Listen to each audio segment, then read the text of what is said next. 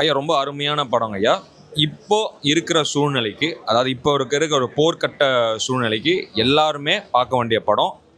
அதாவது சிறியவர்கள் இருந்து பெரியவர்கள் வந்து குடும்பமாக பார்க்க வேண்டிய படம். ரொம்ப சின்ன படம் தான், 1.5 மணி நேரம் படம் தான். அண்ட் இது ஒரு டாக்யூ ஃபீலும் இருக்குது, இதில் ஒரு ஃபீச்சர் ஃபிலிமுக்கு உண்டான ஃபீலும் இருக்குது. நான் இதில் எது ரொம்ப பிடிச்சிருக்கு அப்படின்னு சொன்னேன்னா, குறிப்பாக கே அவருடைய பேக்ரவுண்ட் ஸ்கோரும் சரி, அப்புறம் இந்த எடிட்டிங் ஒர்க்கும் சரி, அப்புறம் இந்த விஷுவல் லாங்குவேஜ் நிறைய குறைவாக தான் வந்து இந்த படத்தில் டயலாக்ஸ் இருக்குது. விஷுவல் லாங்குவேஜ் அருமையாக இருக்குது படத்தில். முக்கியமாக இது வந்து ஒரு ஹியூமன் எமோஷன்ஸ் கடத்துகிற ட்ராமா. இது வந்து வார்க்குள்ளே நடக்கிற படம் இல்லை, அதாவது வந்து வார் ஜோன் அப்படின்ற ஒரு படம் இல்லை. இது வந்து ஒரு ஒரு விடிஞ்சா கல்யாணம் வச்சிருக்கிற ஒரு குடும்பம். அன்றைக்கி நைட்டு ஒரு ஆர்மி சூழ்ந்துடுறாங்க வீட்டுக்குள்ளே. அவங்க காலையில் அந்த கல்யாணத்தை கரெக்டாக நடத்தினாங்களா இல்லையா, அவங்களோட பதட்ட சூழ்நிலை எப்படி இருந்திருக்கு அப்படின்றது தான். So I will always talk about this movie as human emotion drama. ஆனால் ஒரு சொட்டு கூட ரத்தம் இல்லாமல் வாரோட இம்பாக்ட் சொல்கிறதுன்னு இருக்குல்ல, அது வந்து டைரக்டர் செம்மையாக பண்ணியிருக்காரு. ஆக்சுவலாக எனக்கு ரொம்ப பிடிச்சிருக்கு. எல்லாருமே அதில் வந்து ஒருத்தவங்க மனநல பாதிக்கப்பட்டவங்களாம் ஒருத்தர் நடிச்சிருக்காங்க, பேர் தெரியல, அவங்களும் சூப்பராக நடிச்சிருக்காங்க. நவீன் சந்திரா பண்ணியிருக்காரு, கேப்டன் ஆர்மி ஆஃபீஸராக பண்ணியிருக்காரு, சூப்பராக நடிச்சிருக்காரு. அங்கே இருக்க எல்லா ஆர்டிஸ்டுமே, குறிப்பாக 2-3 சின்ன பசங்க நடிச்சிருக்காங்க.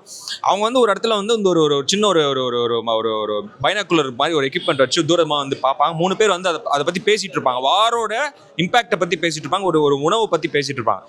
எனக்கு டக்குன்னு வந்து மணிரத்னம் சார் எப்பவுமே வந்து குழந்தைங்களை வந்து சூப்பராக ஹேண்டில் பண்ணுவார். அந்த மாதிரி ஒரு ஃபீல் தான் எனக்கு கிடைச்சது. செம்மையாக இருந்தது படம். சீரியஸாக நல்லா இருக்குன்ற. நான் ஏன் அதை வந்து ரொம்ப ஸ்ட்ராங்காக சொல்கிறேன்னா, நம்மளாம் நேரில் பார்த்ததில்ல ஒரு வார் ஜோன் எப்படி இருக்கும். ப்ளஸ் புக்கில் படிச்சிருக்கோம், ஈழத்தமிழ் போராட்டம் என்னன்னு புக்கில் படிச்சிருக்கோம், திரைப்படங்கள் டாக்குமெண்ட்ரியில் பார்த்துருக்கோம். ஆனால் எனக்கு இங்கே இந்த ஒரு குறிப்பிட்ட ஒரு ஃபேமிலி எடுத்து இங்கே காட்டும் பொழுது அவங்களுடைய சூழ்நிலை என்ன, அவங்க எவ்வளோ பயப்படுறாங்க, அவங்கள வந்து மாப்பிள்ளையே இல்லாமல் ஒரு கல்யாணம் பண்ணுற நிகழ்ச்சி, ஃப்ரான்ஸுக்கு போனோம், நீங்கேருந்து கிளம்பிப்போ அப்படின்னு சொல்கிறது எல்லாமே வந்து அது கரெக்டான வார்த்தையை நான் தெரியல, ஒரு பெரிய ஒரு சாபமாக பார்க்குறேன். அதை வந்து அவங்க கடந்து வரணும். ஆக்சுவலி தாராளமாக எல்லாருமே பார்க்கணும். சூப்பர் படம் பார்த்தேன், நல்லா இருந்தது. ஸோ 1.5 மணி நேரம் தான் படம். நிறைய பேர் கேட்குறாங்க 1.5 மணி நேரம் படம் உங்களுக்கு போர் அடிக்கலையா அப்படின்ற மாதிரி கேட்குறாங்க.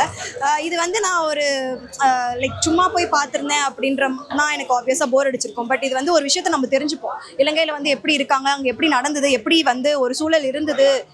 நம்ம இப்போ பார்க்குறோம் இஸ்ரேலில் ஒரு விஷயம் நடக்குது, அது கூட நம்மளுக்கு அஃபெக்ட் ஆகல. மேபி இந்த எல்பிஜி இல்லை வந்து பெட்ரோல்ஸ்லாம் கம்மியாகும் போது நம்மளுக்கு ஒரு விஷயம் அஃபெக்ட் ஆகுதுல. ஸோ 90s 80s வந்து அங்கே எப்படி இருந்திருப்பாங்க அப்படின்ற ஒரு விஷயம், அங்கே இருக்கிற மக்கள் வந்து அதை எப்படி டேக்கிள் பண்ணியிருப்பாங்க. ஏன்னா ஈஸியாக கான்டாக்ட் கூட பண்ண முடியாது, ஃபோன் கிடையாது. ஸோ அங்கே வந்து அதை எப்படி சமாளித்து வந்திருப்பாங்க அப்படின்றது நம்மளால தெரிஞ்சுக்க முடியுது. என்னால் இந்த படம் பார்த்ததுக்கப்புறம் இன்னும் நிறைய விஷயம் எனக்கு ஸ்ரீலங்கா பற்றி தெரிஞ்சுக்கணும்னு தோணுது. கண்டிப்பாக அவங்க பெர்ஃபார்மன்ஸ் வந்து ஏதாவது ஒரு இடத்துல லேக் அடிச்சிருந்தா கூட எனக்கு போர் அடிச்சிருக்கும் படம். எல்லாருமே த்ரூ அவுட் ஒரு கேரக்டருக்கும் ஸ்பெசிஃபிக்காக கேர்ள்ஸாக இருக்கட்டும், பாய்ஸாக இருக்கட்டும், குழந்தைங்களா இருக்கட்டும், எல்லாருக்குமே யூனிக்கான ஒரு விஷயத்தை இன்ஃபியூஸ் பண்ணி ரொம்ப அழகாக படத்தில் கடைசி வரைக்கும் கொண்டு போயிருக்காங்க. கிளைமேக்ஸ் தான் அதில் ஆக்சுவலி குட். ஏன் அப்படின்னா லைக் ஒரு விஷயம் நடக்கும் கடைசியில், அந்த விஷயத்துக்கு தான் இவ்வளோ விஷயமும் நடந்துதான்ற ஒரு விஷயமும் இருக்கும். ஸோ படம் ஃபுல்லாக பார்த்தீங்கன்னா உங்களுக்கு கிளைமேக்ஸ் வந்து ரொம்ப பிடிக்கும். ஏன்னா அந்த கிளைமேக்ஸில் வந்து ஒரு கல்யாணம் நடக்கும், அந்த கல்யாணம் வந்து நடக்குமா நடக்காதான்ற ஒரு விஷயம் போகும். அந்த விஷயம் கல்யாணம் நடக்கிறதே வித்தியாசமாக நடக்கும். கண்டிப்பாக பார்க்கலாம். படம் நல்லா இருந்தது.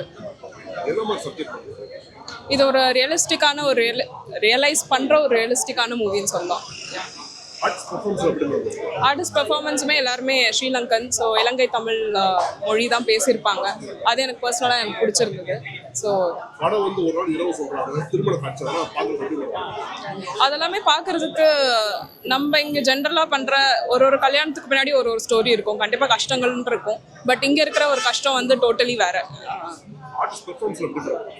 ஆர்டிஸ்ட் பர்ஃபார்மன்ஸும் எல்லாருமே ஸ்ரீலங்கன்ஸ், முக்கால்வாசி பேர் அதில் நடிக்கிறவங்க. அந்த ஒரு கதையில் இருக்கிறவங்க பாதி பேர் வந்து ஸ்ரீலங்கன்ஸ் தான். ஸோ அவங்களுமே நல்லா நடிச்சிருப்பாங்க.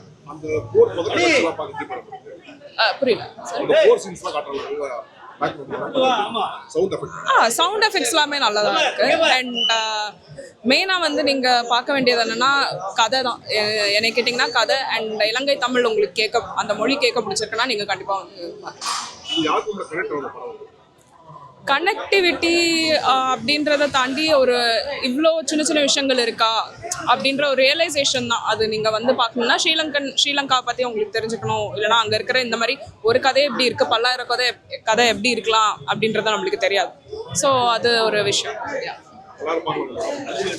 பார்க்கலாம். கண்டிப்பா உங்களுக்கு ஸ்ரீலங்காவை பத்தி தெரிஞ்சுக்கணும், கதை ஓரியன்டா நீங்க வந்து பார்க்கணும்னா கண்டிப்பா எல்லாருமே பார்க்கலாம். படம் ரொம்ப நல்லா இருக்குங்க. நீலிரா பார்த்தேன். அதாவது இது ஒரு புது எக்ஸ்பீரியன்ஸாக இருக்குது. அதாவது படம் நல்லா இருக்குது நல்லா இல்லைன்ற ரிவ்யூக்குள்ளே தாண்டாமல் இது ஒரு புது எக்ஸ்பீரியன்ஸாக இருக்குது. எல்லாரும் வந்து இந்த படத்தை பார்த்து எக்ஸ்பீரியன்ஸ் ஆகணும். ஏன்னா ஒரு நார்மலான ஒரு கல்யாண வீட்டில் ஒரு இரவு எப்படி கிடக்கும்னு நமக்கு எல்லாருக்கும் தெரியும். ஒரு போர் சூழல் இருக்க ஒரு கிராமத்தில் அந்த இரவு எப்படி கிடக்குது, அதுக்கு உள்ளே இருக்கிறவங்க எவ்வளோ வலி வேதனை அனுபவிக்கிறாங்க, அவங்களோட அன்றாட வாழ்க்கையில் இவ்வளோ கஷ்டங்கள் இருக்கான்றதை பார்க்கணும். அதை பார்க்கும்போது தான் நாம் எவ்வளோ நல்ல வாழ்க்கையை வாழ்ந்துட்டு இருக்கோம் அப்படின்றது தெரியுது. இது கண்டிப்பாக எல்லாரும் வந்து பார்க்கணும், ஆதரவு கொடுக்கணும். அதான் இது வந்து வீட்டுக்குள்ள இருக்கிற சீன்ஸ் எப்படி இருக்குன்னா எல்லாரோட பர்ஃபார்மன்ஸஸ் தாண்டி லைவ்லியா இருக்கு, ரொம்ப லைவ்லியா இருக்கு. ஒரு கேமரா எடுத்துட்டு போய் தெரியாம வச்சா எப்படி அவங்களுடைய நம்ம ரியாக்ஷன்ஸை கேப்சர் பண்ணுவோம், அந்த மாதிரி இருக்கு. அவ்வளோ நல்லா பர்ஃபார்ம் பண்ணியிருக்காங்க எல்லா ஆர்டிஸ்டும். ரொம்ப நல்லா இருக்கு படம் வந்து ஒரு நல்ல ரைட்டிங், அதை பார்த்து தான் இந்த படத்தில் நான் ஒரு கேரக்டர் பண்ண வந்தேன். உண்மையாகவே சந்தோஷமாக இருக்குது. இந்த படம் நாங்கள் எப்படி எழுதப்பட்டதோ அது மாதிரியே எடுக்கப்பட்டிருக்குது. படிக்கும்போதே எனக்கு அது ஒரு த்ரில்லராக இருந்தது. ஒரு இரவு முழுக்க நடக்கிற ஒரு சம்பவமாக ரொம்ப நல்ல படம் வந்திருக்கு. இப்போ ஃபில்ம் மேக்கர்ஸாக இருக்கட்டும், ப்ரெஸ்ஸாக இருக்கட்டும், ஆடியன்ஸாக இருக்கட்டும், எல்லாருமே அதை கனெக்ட் பண்ணுறாங்க. உண்மையாகவே அந்த ஸ்டோரி வேர்ல்டு சம்மந்தம் இல்லாத ஆட்கள் அதை பார்த்து கனெக்ட் பண்ணி கொள்ளும் போது அந்த படம் வெற்றி அப்படின்னு நான் நினைக்கிறேன். அது அந்த விதத்தில் பார்த்தீங்கன்னா படம் அவ்வளவு எமோஷன்ஸ், எல்லாருமே பார்க்குற எல்லாருமே அவ்வளோ நல்லா சொல்லலாம். உண்மையாகவே நல்லா இருக்கு. இப்போ நாங்கள் ஒன்று பண்ணும்போது ஒரு எக்ஸ்பெக்டேஷன் ஒன்று இருக்கும் இல்லையா, அது கரெக்டாக அப்படியே இருக்கு. அதில் எந்த மாற்றமும் இல்லாமல் அதை விடவும் நாங்கள் எக்ஸ்பெக்ட் பண்ணதை விடவும் கூட தான் ஆடியன்ஸோட ரெஸ்பான்ஸ். அப்போ என் கேரக்டர்ன்றது உண்மையாகவே நான் இதில் ஓவராலாக ஃபுல் பிக்சரையும் தான் பார்க்குறேன். என் கேரக்டர்ன்றது அதுக்கான ஒரு சின்ன கண்ட்ரிபியூஷனே தவிர ஓவரால் இந்த கதை வந்து எவ்வளவு சொல்லப்பட வேண்டியது, இந்த கதையை சொல்லப்பட வேண்டிய ஒரு தேவை இருக்குது இல்லையா, அதை தான் நான் பார்த்தேன்.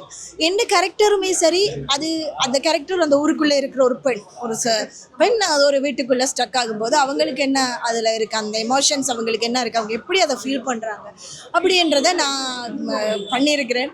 டைரக்டரும் அதுக்கான இதை கொடுத்துருக்காங்க. ஸோ உண்மையாகவே என்னை பொறுத்த வரைக்கும் இது ஒரு எந்த பர்சனலாக கேரக்டர்ன்றதை தாண்டி அவ்வளவு பேருமே அவங்களோட பாத்திரங்களை அவ்வளோ பியூட்டிஃபுல்லாக பண்ணியிருக்கிறாங்க. ஸோ அதை ஒரு ஓவரால் ஒரு கலெக்டிவ் எஃபர்ட் தான். It's a brilliant effort. Thank you.